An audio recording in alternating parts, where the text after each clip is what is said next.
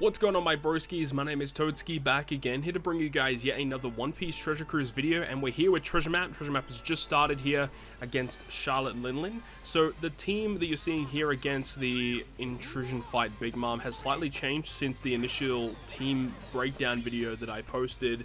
Obviously, because we have Boa Hancock, so we are going to shift things around a little bit, and we are going to be using Usopp and Lilith as a captain. Now, some people may ask, why are we using this non-boosted character as a captain for this content?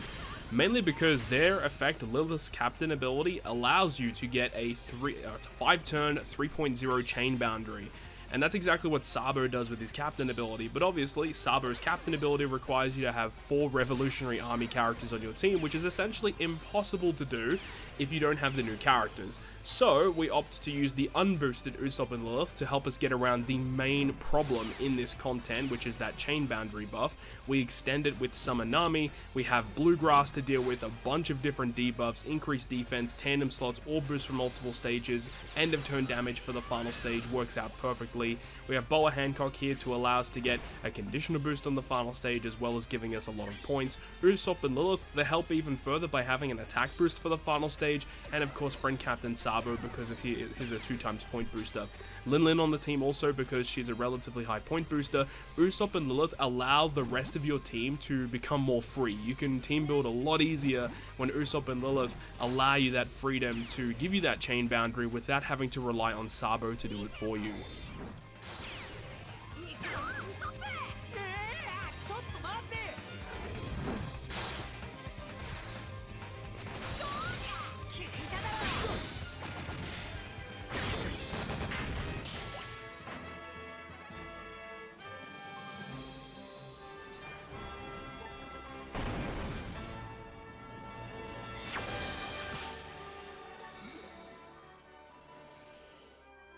Moving on to our first Battle Rush boss up against Teach. So we're going to be using the same team that we talked about in my team breakdown video by having V2 Rayleigh or V3 Rayleigh here as the captain. We can use his special ability to allow our fighter and cerebral characters to bypass defensive effects with normal attacks. So we can get through the barrier, we can get through the damage nullification. Rayleigh also gives a full board of matching slots, attack boost, orb boost, and we have a support for color affinity. If we wanted more damage, technically we could take that support off and just use the Bonnie special, which gives Psy characters color affinity and a chain lock, so that would probably work out better. But of course, in terms of speed, it's probably better just to use Rayleigh, but either way, it still gives us plenty of damage output. The Teach fight is not going to be an issue.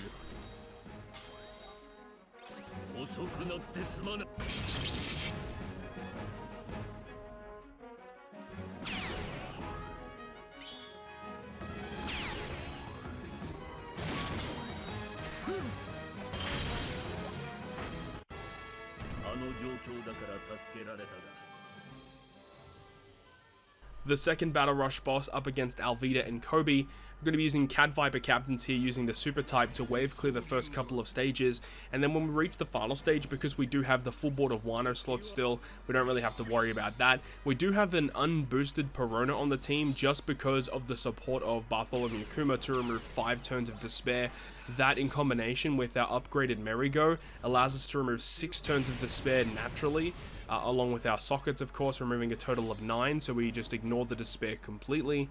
And then the barrier is ignored via the captain abilities of Cat Viper. And then in terms of the burn that we're inflicted with, we can remove that with Green Ball special. Green Ball also provides us with a really solid orb boost for our Dex characters.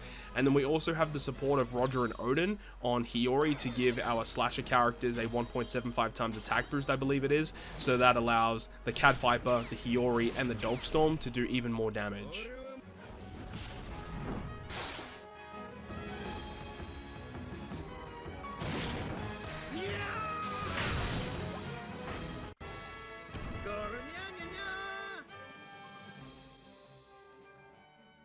The third Battle Rush boss is Dooflamingo, and with this one we're going to be using mainly the special ability of Vivi and Rebecca, a really nice character for this content. Of course, Zorojuro to wave clear the first couple of stages, the Brule support attached to Nami to change all the block slots on the final stage into matching, and then the switch effect of Vivi and Rebecca guaranteeing us that 2.5 times chain lock, and then the special ability removing all of that 12 turns of increased defense on Dooflamingo, as well as providing a very solid color affinity boost to our striker Striker and Cerebral characters.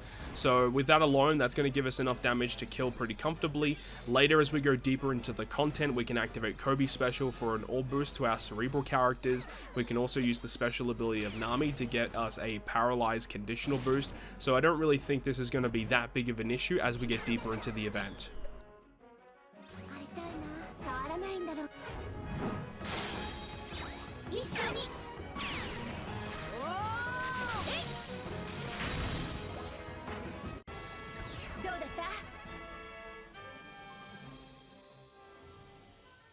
Moving on to our final Battle Rush boss is against Mr. Zero, Missile Sunday. So this team here, it doesn't really have a really great way to get guaranteed slots, but with Carrot's Captain ability, Carrot's Special as well, which can make certain slots count as beneficial, we have a pretty good chance at landing some matching slots. So what we're going to do here is we can use Vista to wave clear the first couple of stages. We have Carrot as our captain to ignore the damage reduction on the enemy side of the field. We use Roger and Odin, and Roger Rayleigh Gaban, should I say, to remove the special bind on the final stage, as well as give our Slasher and Striker characters a very solid color affinity boost. And then we also have Saturn and Stussy to just basically fill out the team with some point boosters, as well as them being int characters and also receive buffs from the Roger Rayleigh Gaban special. We can also use Carrot, as I mentioned, to make some certain slots matching, but it also gives an orb boost. And we also have the Dogstorm special support attached to Carrot to give Fighter, Slasher, Striker, and Shooter characters an attack boost to give us even more damage against the Mr. Zero Missile Sunday.